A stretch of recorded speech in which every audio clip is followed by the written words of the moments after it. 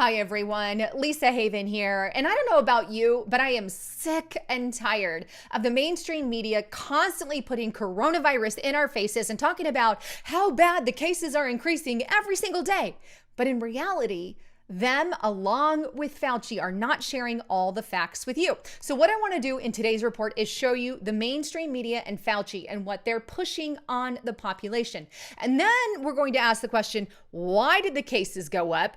Are the deaths going up? And I'm going to show you the reality of what is really going on. So two sides of the fence here, right? So let's start first with this chart here. This is on worldometers.info, and here you can get lots of information on what's going on with COVID. Well, the mainstream media took this chart, this is the daily new cases in the US, threw it in the American public's face and said, look, we're spiking in cases. It's so bad. Lock down your states again. Start wearing masks. And as a result, states issued mask mandates and started locking down their states again. Here in Arizona, Ducey just issued a whole slew of mandates, who, by the way, he didn't seek any counsel from our legislative members. No, he went and did it on his own, right, with his lawyers, which is completely against the normal standards of what is done. But I digress.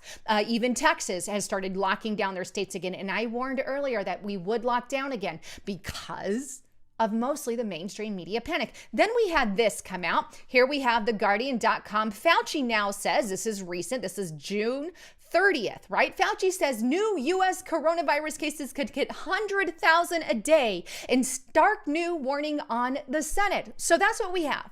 This is what the mainstream media is saying in order to destroy our economy, get President Trump out, and basically implement the Democratic communist agendas that I've warned so much about. You need to get on over, by the way, to restrictedrepublic.com if you want more information on that. That's pretty much all I can say. And right now we have a 14-day free trial. You can try it out, cancel before 14 days if you want.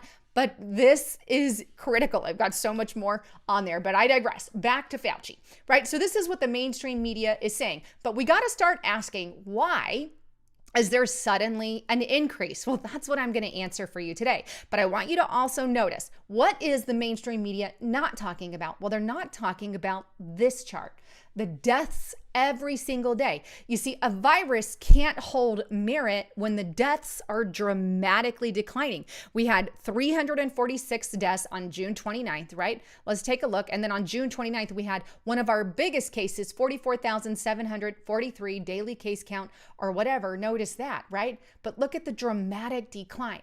Then, right, what happens is that makes coronavirus more comparable to the average flu. But the mainstream media refuses to show you that. You know what else? They're refusing to tell you about why these are increasing. Well, let me take you over to here. This is footage from Collin County, May 18th, okay? Keep that date in your head, May 18th, because I want to show you right around May 15th, 16th, 17th, 18th, right around this time frame is when they got that message, right? So shortly thereafter, other states would get it and other states would get it. And then boom, as all states start implementing or multiple counties, then your rate's going to increase. But this is an important message because they recalculate how they're adding up COVID. Take a listen for yourself.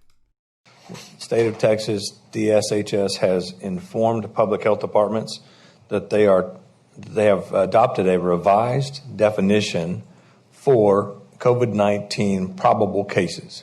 So for confirmed case, it stays the same. You still just need PCR. But now they've added a probable case definition. So that still gets counted towards the case count. It's different. It's not confirmed. It's probable, but it's still a case. So at the end of this definition, there are 15 different options on how you could be classified as a probable case. Based on this diagram and what they report, there's a total of 17 cases now. One is still only confirmed because that was that original index case who then had all these contacts underneath in orange. And all the rest of them became probable, but they are still considered a case. Wow. Okay, let me just pause that. What she just said is that they are reclassifying how they count COVID, right? So if one person comes in and tests positive for coronavirus, then whoever they say they were in contact with, be it 10 people, be it 5 people, be it 16 people, according to this chart, then they can automatically classify 16 people as probable cases of COVID.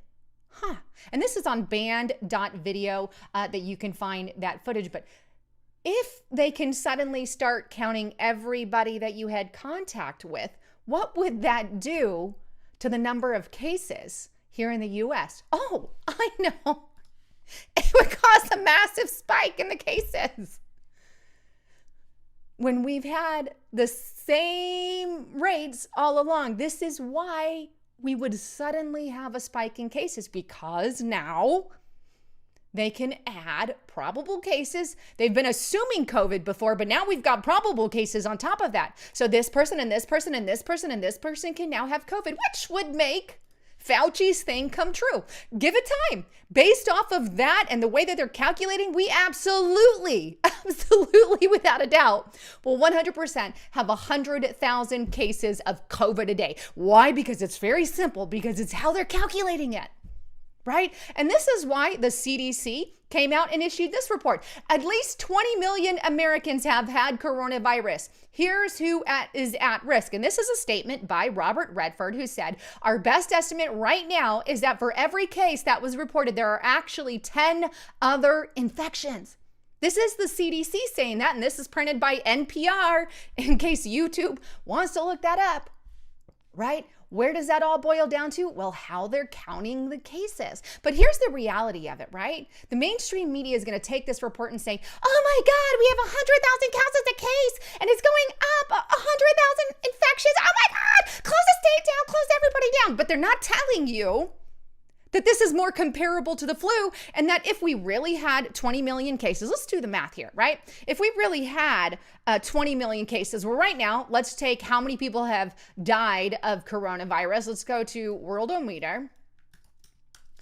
I'm just so sick of their BS and lies, right? We go to Worldometer, we look up United States of America, 129,000 people have died, right? Let's take this 20 million number, and we take that 129,000, we divide it by 20 million, right? And that number is 0.006. There's your mortality rate, 0.006. That's right in line with the flu. In other words, right? Maybe in the beginning, they may not have known how terrifying COVID was, right? Take precautions. But now that we know, why are we relocking down states and wearing masks for a mortality rate that's comparable to that of the flu? Look, we had a pandemic back in 2009. Remember H1N1? And what happened? Nothing. Why? Because it had a low mortality rate. Why don't we close down the country for the flu? If we're closing down the country for coronavirus, right? Well, because it's in stark opposition to our freedoms. But the mainstream media is going to take these new calculations, right? How they're newly calculate them. For every one person, if they contacted 10, you can add 10. If they contacted 5, or around 5, you can add 5. Take this new number, and the mainstream media is going to incite fear like never before. Meanwhile, they're going to ignore this chart showing the deaths going down massively. Why? Because they want to spread fear and panic. And I'm so tired. And people say, well, more infections causes more deaths. Does it really? Let's look at this chart. Look at these more infections. Did more or less people die? I'm scrolling to it. Got it. Lost it here. More or less? Less people died. Infections went up. Less people died. Why? Because they're adding people they think have COVID, which technically that's what they do with the flu every year when they calculate the flu. If you guys are not aware with how they calculate the flu, basically they take an estimated number of people who they think has it and divides it by actual tested people who've tested positive and have died of the flu. Well, if we calculated coronavirus the same way, we would be more along the lines of the flu. If we calculated the flu the same way we do COVID, then it even makes the flu look like a freaking pandemic, and it would have a 10% mortality rate. Got lots of info on that on Restricted Republic. This is just behooves. It just behooves me. But that's what the mainstream media wants to show you. Constant fear and panic. Look at the numbers going up. But let's not tell you that they increased testing. Look, that doesn't even take into account the increased testing across all 50 states. They increased tests. That's why we're seeing the spike. The asymptomatic cases are finally starting to be counted in. That's why we see the spike. But the mainstream media is going to take that chart and they're going to spread fear. And there will be 100,000 cases a day the way that they're calculating it now.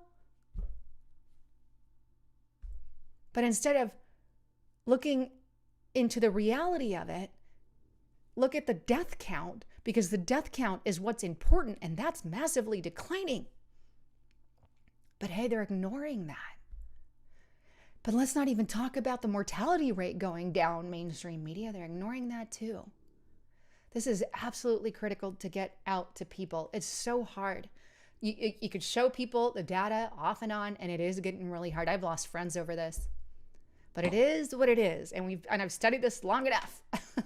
Anyhow, I want to encourage you guys, please check out my partner at glowwithlisa.com. This stuff is actually amazing. My husband and I are both using it, but it's done wonders for my face. It's really smooth, but it's for those fine lines and wrinkles, and this stuff, when I put it on my face, it just feels phenomenal. But it takes care of those lines and wrinkles. You know, as we get older, we age. And so we need this stuff on our skin. So check it out at glowwithlisa.com. I thought I would add them in since I love their product. Anyhow, I love all of you. Thanks again for tuning in.